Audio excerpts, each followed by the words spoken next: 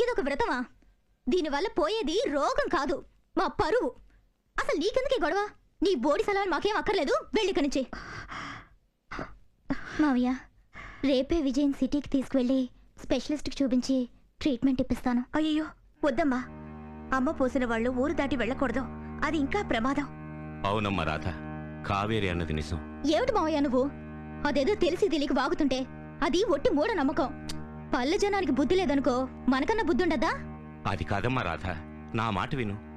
అలాగే డాక్టర్ని ఇక్కడికి పిలుస్తా. ఏయ్, ఏంటి ఇంకా ఇక్కడ నుంచున్నావు? వెళ్ళి వెళ్ళ.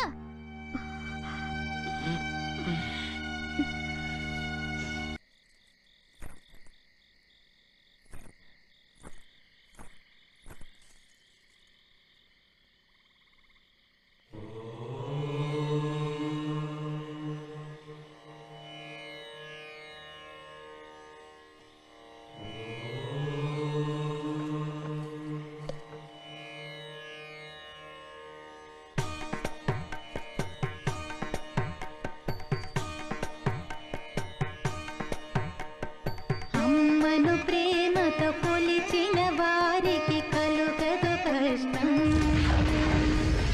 భక్తుల భక్తికి సంపదలో సగుటే అమ్మకు ఇష్టం.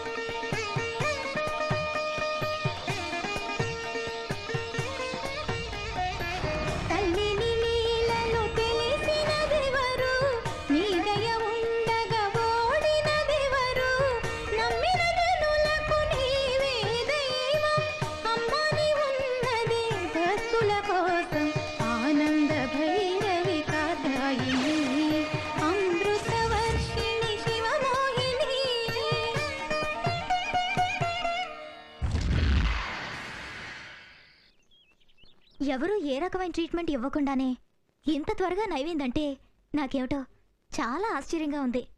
అవును, మీరు అన్నది నిజం. మనకు ఆశ్చర్యం అనిపించినా ఇలాంటి సంఘటనలు జరుగుతూనే ఉన్నాయి. ఈరోజు సైన్స్ ఎంతో అభివృద్ధి చెందింది.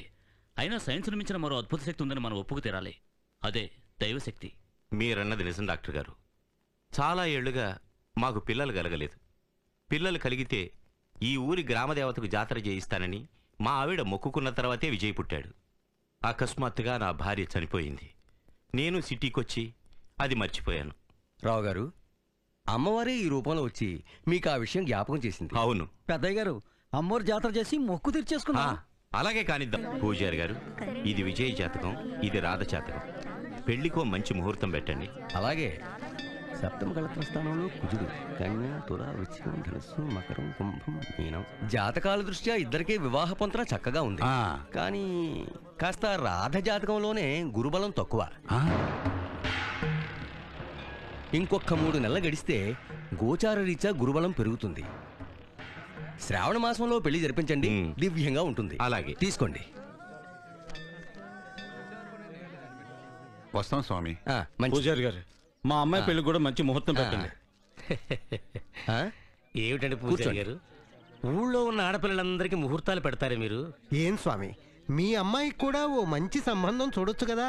కుర్రవాడిని చూశాను చంద్రయ్య గారు, సంబంధం మంచిదే. రేపే నిశ్చితార్థానికి వెళ్తున్నాను. అలాగా? అయితే త్వరలో మా అందరికీ పప్పన్నం పెడతారన్నమాట. ఆ అమ్మ అనుగ్రహం.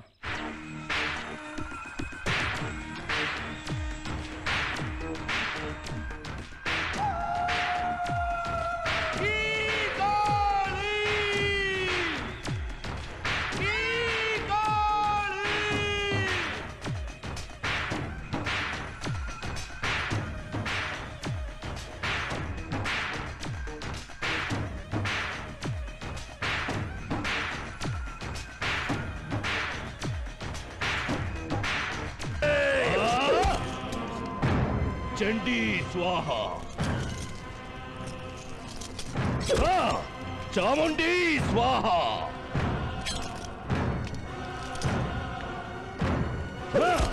भैरवी భైరవీ స్వాహ కాళీ స్వాహ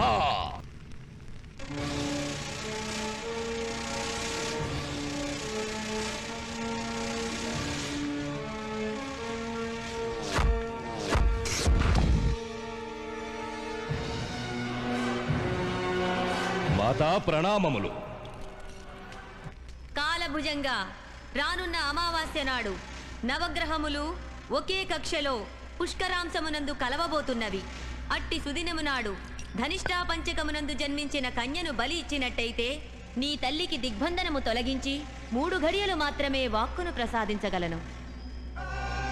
సాధించాను జనని, ధన్యోస్మి. హ్రీం కాళీ, ఎక్కడా కన్య?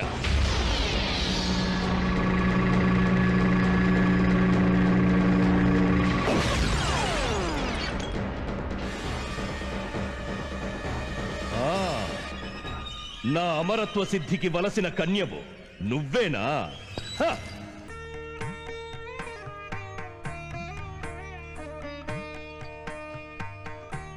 స్వస్తి శ్రీ శారీవాహన శకం శ్రీ వృషనామ సంవత్సర కార్తీక శుద్ధ దశమి గురువారం నాడు అర్చకులు శ్రీ సీతారామ శాస్త్రి గారి ఏకైక పుత్రిక శ్రీసౌ కావేరి అను కన్యారత్నమును గౌరవనీయులు శ్రీ శంకర శాస్త్రి గారి జ్యేష్ఠపుత్రుడైన చిరంజీవి ఆనందను వరుణకిచ్చి వివాహ మహోత్సవం జరిపించుటకు దైవజ్ఞులు నిర్ణయించడమైనది.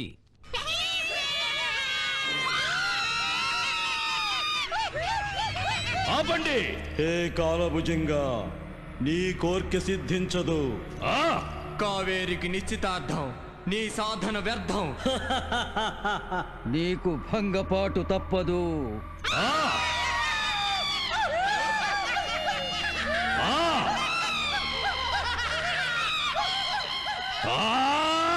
ఓం సోమాయ స్వాహ సోమాయేదం నమః. అక్క, నువ్వు పెళ్లి చేసుకొని మమ్మల్ని మర్చిపోవు కదా? హ్రీం కాళీ.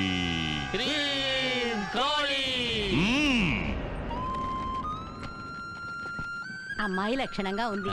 ఎంతైనా మనవాడు అదృష్టవంతుడండి. హ్రీం కాళీ.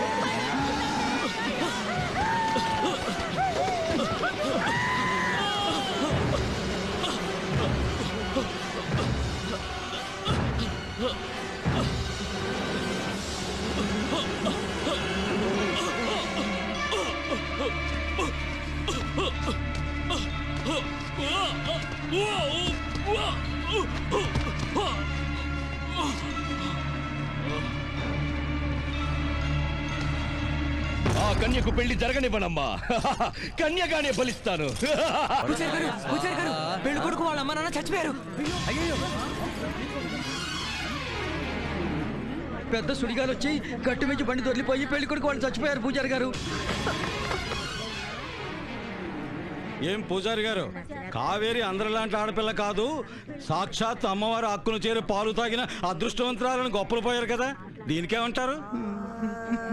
నష్టజాతకురాలు నొసట బాచికం కట్టకముందే పొట్టను పెట్టుకుంది. ఈవిడ గారి వల్ల ఇంకా ఎంతమంది చస్తారో, ఎన్ని ఘోరాలు జరుగుతాయో. అయ్యో దేవుడా, ఈ అభాగ్యురాల్ని ఇంకెవరు పెళ్లి చేసుకుంటారు?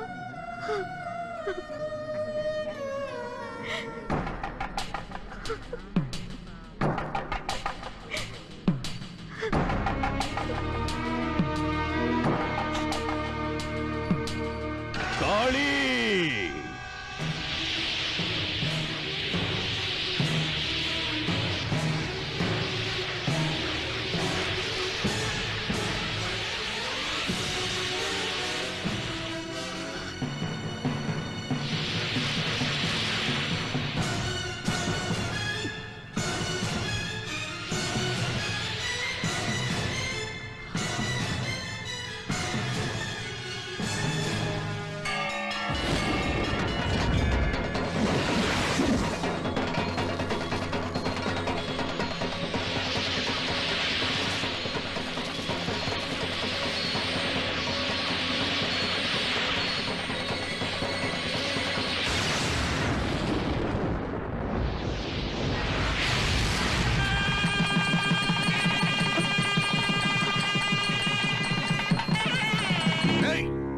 పెళ్లి కొప్పుకో. కట్టిన తాళి తెంచేసి దాన్ని బయట గెంటేస్తా.